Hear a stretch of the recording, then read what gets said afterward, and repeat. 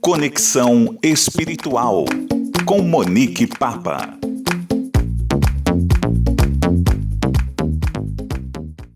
Olá, queridos amigos, tudo bem? Para quem não me conhece, eu sou Monique Papa, sou criadora do canal Luz da Alma e hoje aqui no Conexão Espiritual nós vamos falar a respeito do tema obsessão. Vocês sabiam que a obsessão e o vampirismo, ele acontece tanto com encarnados como desencarnados? Mas o que leva um espírito a se tornar um espírito obsessor? Segundo André Luiz, em Evolução em Dois Mundos, ele traz que diversos são os fatores que ocorrem ou que geram essa obsessão. E normalmente essa obsessão ocorre com espíritos desencarnados, que percebendo que estão desencarnados, ainda estão atrelados a espíritos do passado, que ainda estão aqui encarnados, e de alguma forma não conseguem se desfazer ou se desvincular das suas riquezas e da posse material. Alguns desses espíritos desencarnados ficam ligados a esses espíritos que estão encarnados, e aí eles buscam vingança, principalmente quando o desencarne foi motivado por certa brutalidade, violência ou até mesmo assassinato.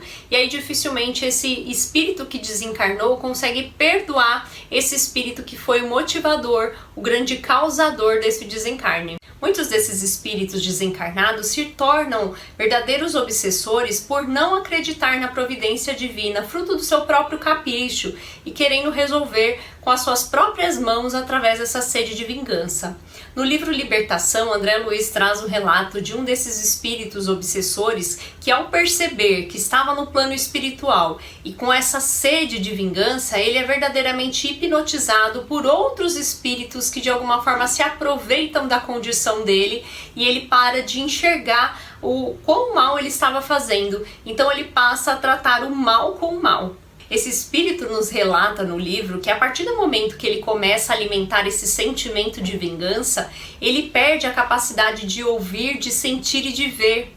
E por mais que ele se esforce através da oração para sair dessa condição de vingança, esses espíritos que o rodeiam, esses espíritos trevosos, de alguma forma o influenciam. E ele perde ali a capacidade de evolução moral.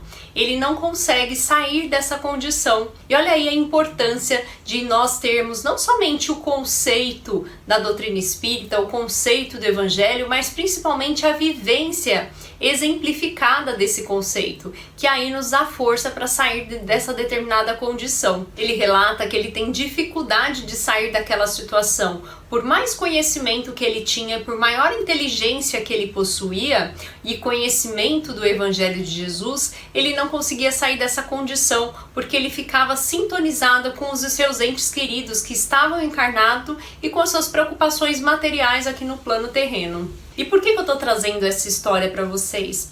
Porque nós precisamos saber como é que a gente sai dessa influência de espíritos obsessores, sejam eles encarnados ou desencarnados. Tá lá no Livro dos Espíritos, na questão 469, que nos esclarece que para que a gente possa sair dessa condição de ser influenciado por espíritos obsessores, primeiro nós temos que ter resignação em Deus. Segundo ponto importante é não só conhecer o conceito, mas principalmente fazer o bem através da exemplificação, através do exercício. E em terceiro lugar, sempre estar atento aos nossos pensamentos. Quando a gente começa a perceber uma influência negativa ou que tenta de alguma forma nos estimular ao orgulho, que nós demos alguns passos atrás, né? Que a gente não alimente esse orgulho, que a gente consiga entender que a nossa condição é realmente de espíritos em evolução. Não vamos deixar que as nossas fraquezas nos dominem e que de alguma forma esses pensamentos que são intuídos